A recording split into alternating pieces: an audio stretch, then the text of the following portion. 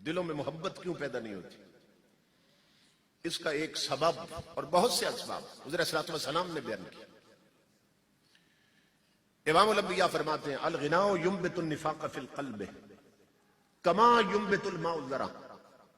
حضور فرماتے ہیں یہ جو گانے ہیں نا، گانے یہ نغمے اور گیت، یہ دلوں میں اس طرح کھوٹ اور منافقت پیدا کرتے ہیں جس طرح پانی سے کھیتی اگتی ہے۔ یہ جو گانے ہیں، اور امام الانبیاء فرماتے ہیں لئن یمتلع، حضور صلی اللہ علیہ وسلم فرماتے ہیں کہ کسی شخص کا جوف رجل قیحن، حضور صلی اللہ علیہ وسلم فرماتے ہیں کہ اگر کسی کو گانے یاد ہوں، گانے گندے شعر یاد ہوں، تو آقا فرماتے ہیں اس سے بہتر ہے کہ اس کا پورا سینہ پیپ سے بھر جائے۔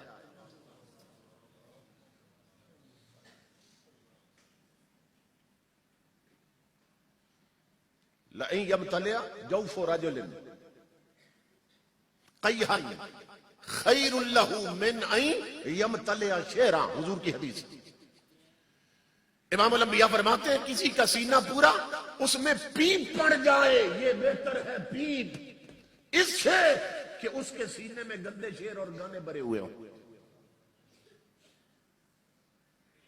اب لڑکے نہیں، لڑکیاں بھی گانے گاتی ہیں، اور صورتحال بڑے گھروں میں یہ ہو چکی ہے، بڑے گھروں میں جہاں دو دو ڈشیں لگی ہیں اور گھروں میں کیبل کے کنیکشن ہیں اور مسلح لپیٹ کے کونوں میں پھینک رکھے ہیں اور قرآن الماریوں میں بند پڑے ہیں، اور پیسے کی ریل پیل نے عورتوں کو بے حیائی میں آزادی دے رکھی ہے، اور گھر میں کوئی فیشن ایسا نہیں جو نہ اپنایا گیا۔ تو ان گھروں کا حال یہ ہے، وہ کہتی ہیں ڈیک لگانے کی ضرورت نہیں، ہمیں خود ڈھولکی لگا دو، ہم شادی سے 10 دن پہلے ڈھولکی پہ خود ہر گانا گائیں گی، اور گانے گائے جا رہے ہیں۔ امام الانبیاء فرماتے ہیں تمہارے سینے پیپ سے بھر جائیں، میرا کلمہ پڑھنے والوں اور کلمہ پڑھنے والی ہو، یہ اس سے بہتر ہے کہ ان کے اندر گانے بھرے ہوں اور گندے شعر یاد کیوں تم نے۔ تو ہماری میجارٹی اور اکثریت کس راستے پہ چل رہی ہے؟ امام الانبیاء کی حدیث پاک ہے، امام الانبیاء فرماتے ہیں قیامت کا دن ہوگا، قیامت کا دن ہوگا، یہ میری ماں بہنوں بیٹیوں سنو غور سے، اور کاروں میں گانے چلانے والوں سنو غور سے، اور سزوکیوں اور رکشوں میں طوائفوں کے گانے چلانے والوں سنو غور سے، بسوں کوچوں اور ٹرکوں میں کنجریوں کے گانے چلانے والوں اپنے نبی کا ارشاد سنو غور سے۔ امام الانبیاء فرماتے ہیں قیامت کے میدان میں اللہ آواز دے گا، اللہ آواز دے گا این عبادی الذین کانوا ینزہون انفسہم واسماءہم عن اللغو ومزامیر الشیاطین۔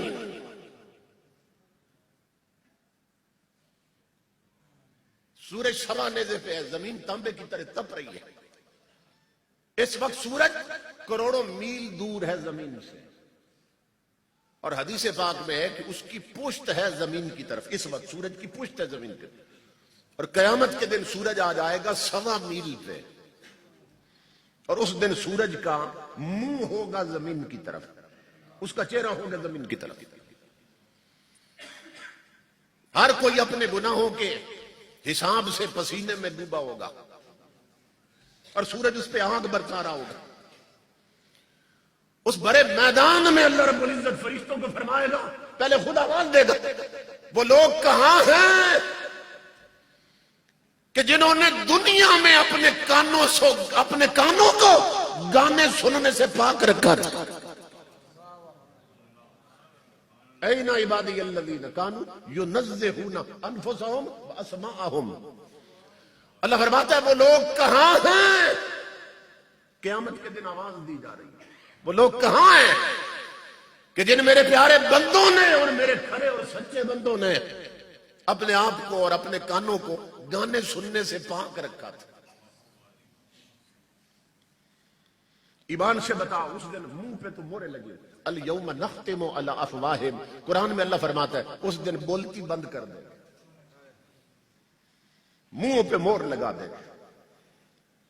منہ مور لگے ہوئے ہوں گے، کوئی نہیں بول سکے. جو یہاں بڑے تڑ تڑ بولتے ہیں نا، وہاں لگامیں چڑی ہوگی، لگامیں چڑی ہوگی، وہاں کوئی نہیں بول سکے گا.